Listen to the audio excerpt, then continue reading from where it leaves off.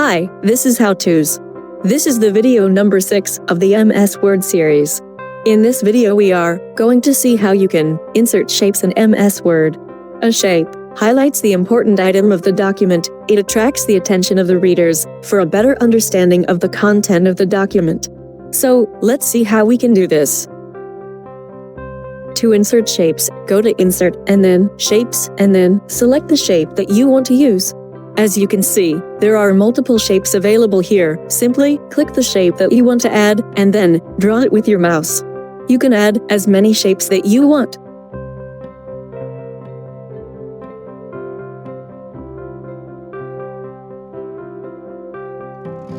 Once the shapes are added, there are many things you could do with them, like change its size, change its color, as well as boundary color separately.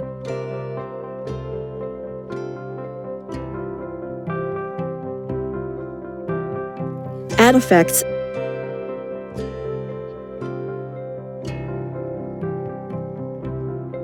edit the format of the text, etc.